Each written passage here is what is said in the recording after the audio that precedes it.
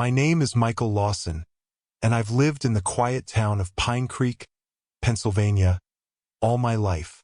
Nestled in the rolling hills of rural America, Pine Creek is the kind of place where everyone knows everyone, and life moves at a slower pace. The biggest excitement around here is the annual county fair or the occasional high school football game. It was late summer, and the air was thick with the hum of cicadas. I had just finished a long shift at the local diner, where I worked as a cook. The night was warm, and the sky was unusually clear. I decided to take the scenic route home, a winding road that cut through dense forests and open fields. Little did I know, this decision would change my life forever. As I drove, I thought about the strange stories I'd heard growing up, tales of mysterious lights in the sky and unexplained disappearances.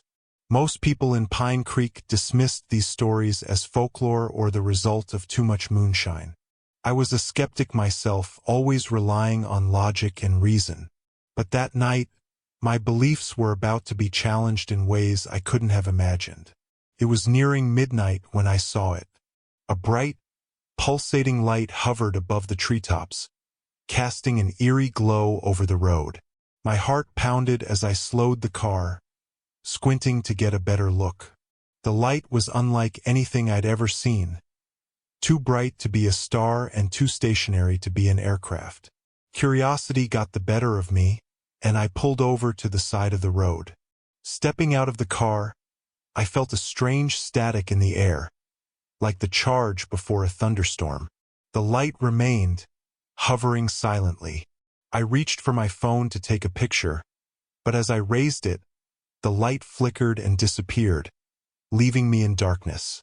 I stood there for a moment, heart racing, trying to make sense of what I'd seen. Had it been a trick of the light? A drone, perhaps? I climbed back into my car, my mind swirling with questions. As I drove home, I couldn't shake the feeling that I was being watched.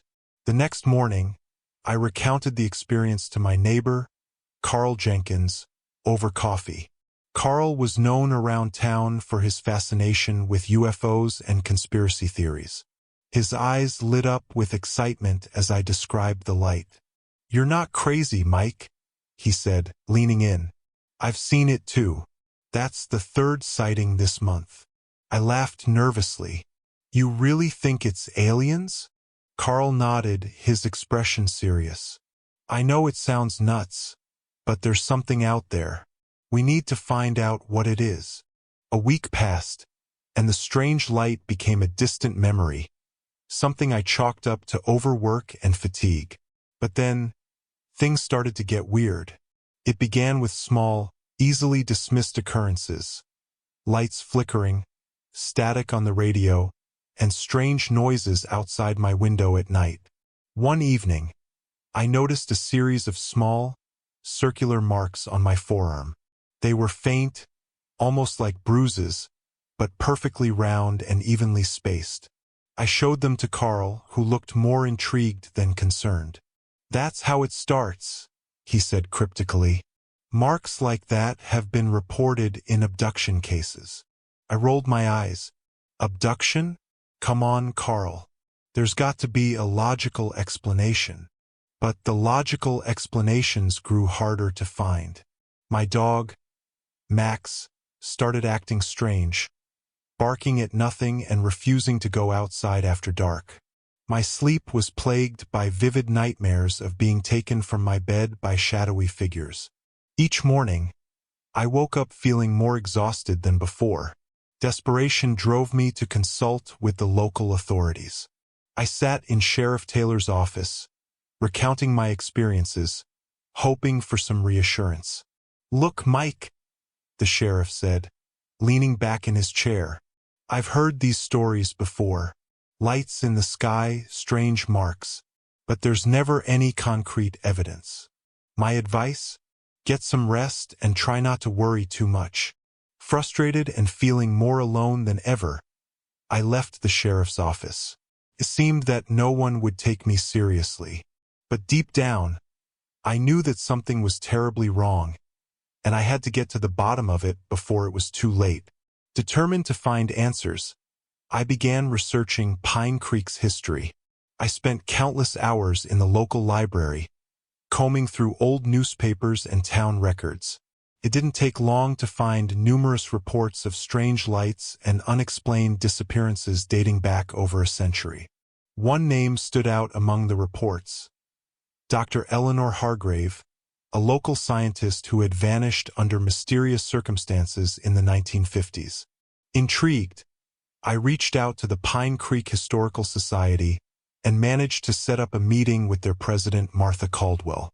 Martha, a sharp-witted woman in her 70s, had lived in Pine Creek all her life.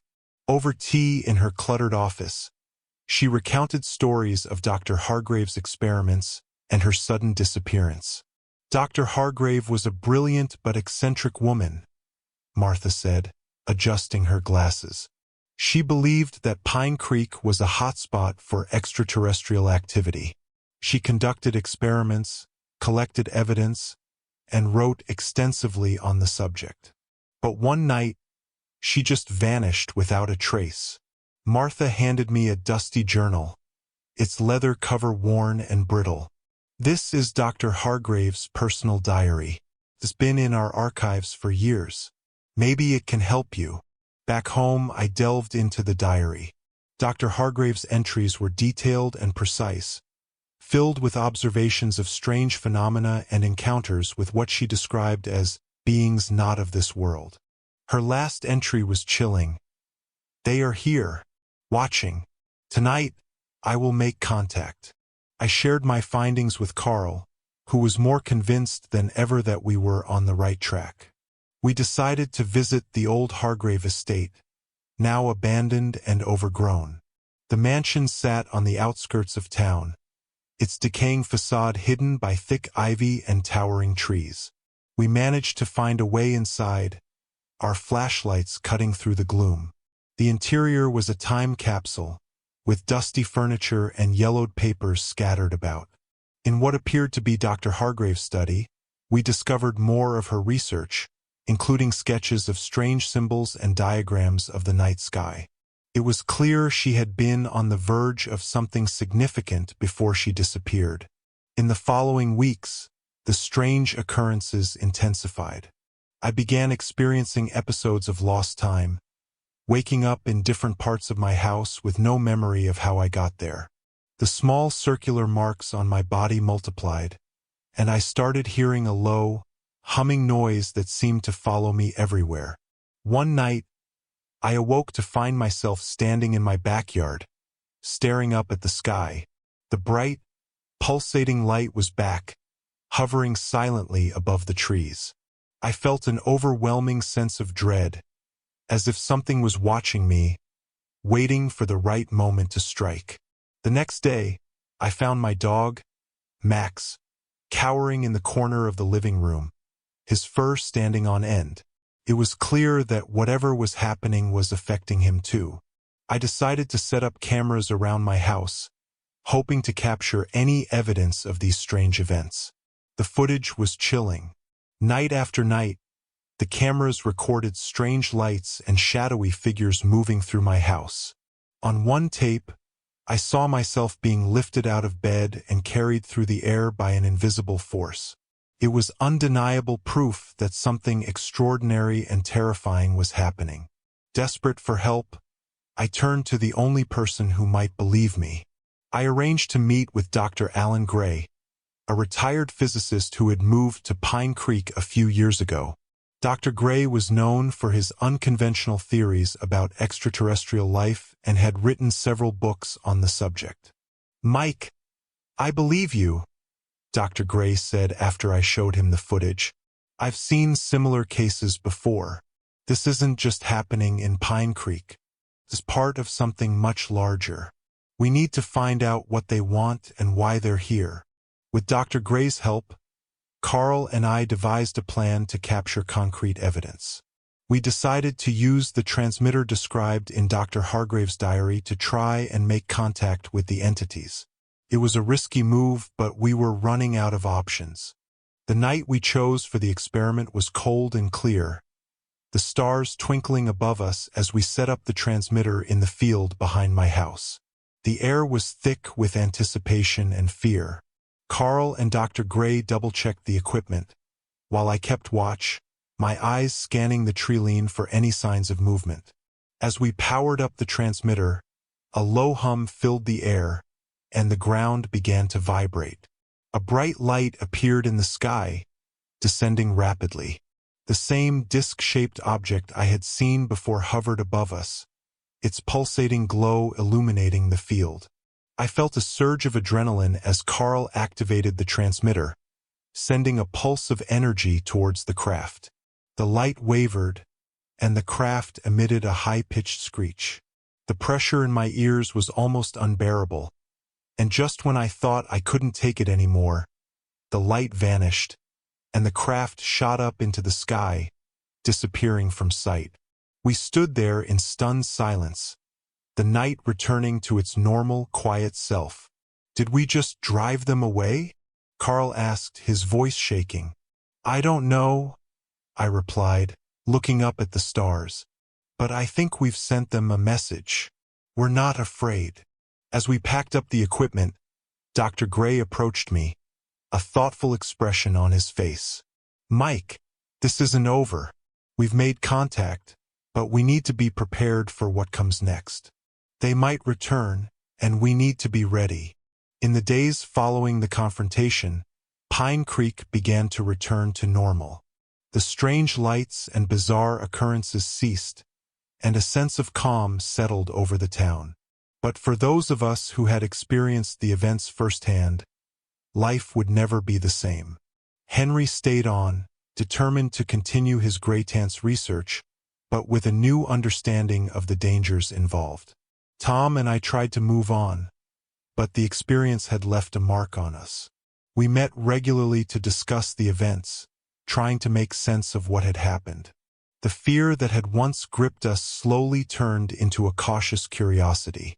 One evening, as I was closing up the hardware store, a familiar hum filled the air. I stepped outside, my heart racing, and looked up. A single, bright light hovered above the town for a moment before shooting off into the night sky. I felt a sense of finality, but also a lingering question. Was it over, or was this just the beginning? As I locked up and headed home, I couldn't shake the feeling that Pine Creek had been changed forever. We had faced the unknown and survived, but the mystery of what lay beyond our world would always be with us.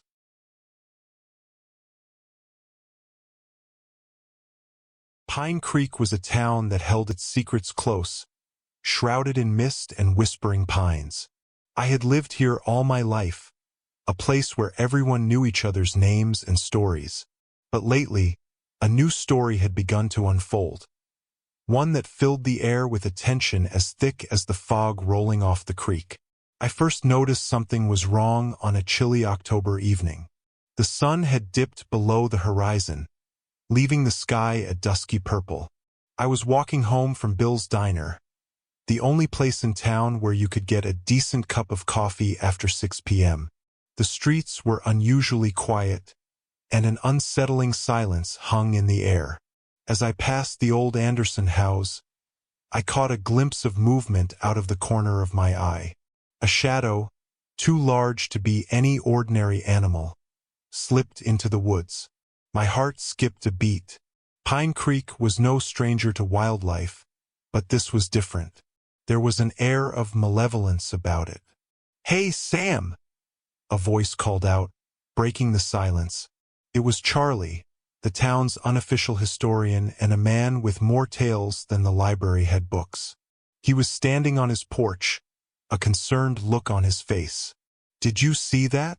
I asked, pointing towards the woods. Charlie nodded, his expression grim. "You're not the only one. Folks have been talking about seeing something." "What do you think it is?" I asked, a shiver running down my spine. Charlie shook his head slowly. "I don't know, but it reminds me of the old stories my grandfather used to tell, about the creature of Pine Creek." the creature of Pine Creek, a legend I had dismissed as childhood nonsense. Yet here it was crawling back into my life. Over the next few days, Pine Creek buzzed with uneasy whispers. It seemed like everyone had their own account of something strange happening. Old Mrs. Thompson claimed she saw glowing eyes watching her from the edge of the woods. The Thompson boys swore they heard growling noises outside their window at night. Even the usually skeptical Sheriff Adams admitted that there were reports he couldn't explain. One evening, as I sat at Bill's diner, I overheard a group of locals discussing the latest sightings. "Did you hear about the Johnson's dog?" Maggie, the waitress, said in a hushed tone as she refilled my coffee cup. I looked up, my interest piqued. "What happened to the dog?" "They found it near the creek, or what was left of it.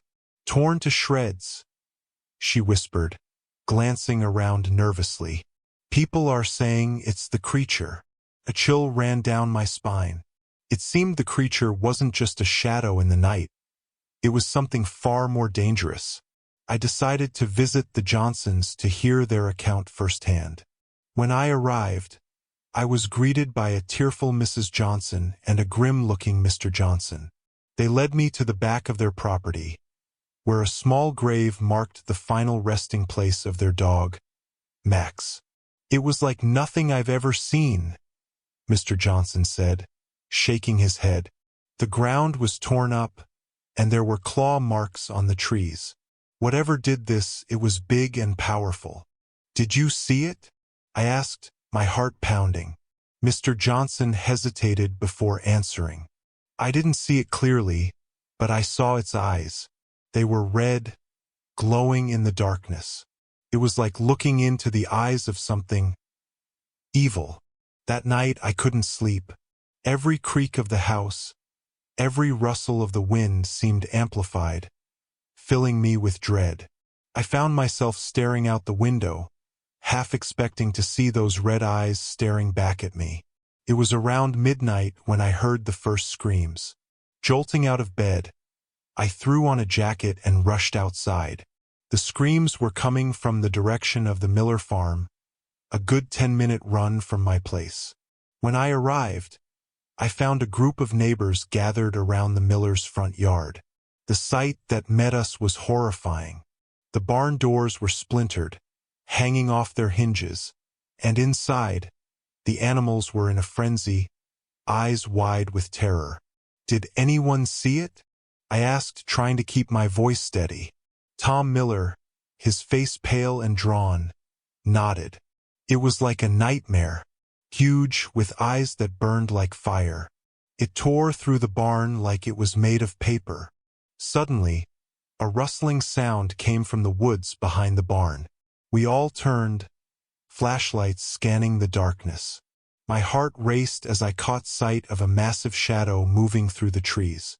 It was there, just on the edge of our vision, a hulking figure with those unmistakable glowing eyes. "Stay back," Sheriff Adams shouted, drawing his gun.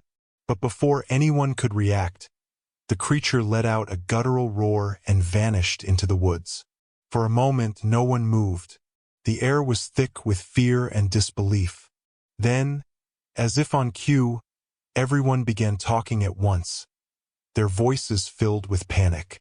"We need to do something," someone shouted. "We can't just let it keep terrorizing us." Sheriff Adams held up his hand. "We need to stay calm and come up with a plan. Panicking won't help anyone." I found myself nodding in agreement. Whatever this creature was, it was getting bolder, and it was up to us to stop it before someone got seriously hurt or worse. Our search for the burial grounds began the next day. A small group of us, including Charlie, Sheriff Adams, and myself, set out with maps, shovels, and a determination fueled by both fear and hope. The woods around Pine Creek were dense and filled with shadows, but we pressed on, driven by the urgency of our mission. As we ventured deeper into the forest, Charlie recounted more of the old stories. "They say the guardian was not always a creature of terror. It was once a protector, a spirit of balance. But something changed. Something angered it. Could it have been the construction? I asked, pushing aside a low-hanging branch. Possibly, Charlie replied. Or it could be something else entirely. We won't know until we find the source. Hours passed and our progress was slow. The forest seemed to resist our intrusion, as if it was alive and aware of our presence. Just when our hope began to wane, we stumbled upon a clearing. At its center stood a circle of ancient stones, covered in moss and strange carvings. "This must be it," Sheriff Adams said, his voice hushed. "The burial grounds." We approached cautiously, the air around us thick with an unspoken tension. As we examined the stones, Charlie pointed out the carvings. "These are old symbols, likely from the indigenous people who lived here long before the settlers arrived. They tell a story of a guardian spirit bound to this place." Suddenly, a cold wind swept through the clearing, and a deep, guttural growl echoed from the trees. We turned to see the creature emerging from the shadows, its eyes glowing with a malevolent intensity. It was larger up close, its form twisted and monstrous. "Get back!" Sheriff Adams shouted, raising his gun. But before he could fire, the creature lunged at him, knocking him to the ground. I grabbed a fallen branch and swung it at the creature, trying to distract it. It barely flinched, but it gave Sheriff Adams enough time to scramble to his feet. "We need to lead it away from here," Charlie yelled. "The stones. They might hold it back." We backed towards the circle of stones, hoping Charlie was right. As we crossed the threshold, the creature hesitated, snarling but not advancing. It was as if an invisible barrier kept it at bay. "Charlie, what now?" I asked, my voice trembling. "We need to complete the circle," Charlie said, his eyes scanning the ground. "Look for anything that could be part of it." I spotted a broken stone, half buried in the dirt. "Here," I called out, lifting it and placing it back in its spot. The moment the circle was complete, a blinding light erupted from the stones, and the creature let out a terrifying howl. The light intensified, forcing us to shield our eyes. When it finally faded, the creature was gone, and the forest was silent once more. News of our encounter spread quickly through Pine Creek. The townspeople were relieved but wary, knowing that the creature's disappearance might only be temporary. Sheriff Adams called another meeting to discuss what we had learned and to decide on our next steps. As we gathered in the church, I noticed a new face among the familiar ones. A tall, stern-looking man introduced himself as Dr. Richard Hawthorne, an archaeologist specializing in ancient cultures and their rituals. "I heard about your situation," Dr. Hawthorne said, his voice carrying an air of authority. "I believe I can help you understand what you're dealing with." Charlie and I exchanged glances, both skeptical but willing to listen. Dr. Hawthorne explained that he had studied similar legends in other parts of the country and believed that the creature we faced was an ancient guardian spirit, angered by the disruption of its sacred grounds. "The circle of stones you found is a binding site," he said. "It's meant to contain the spirit and keep it from harming the living.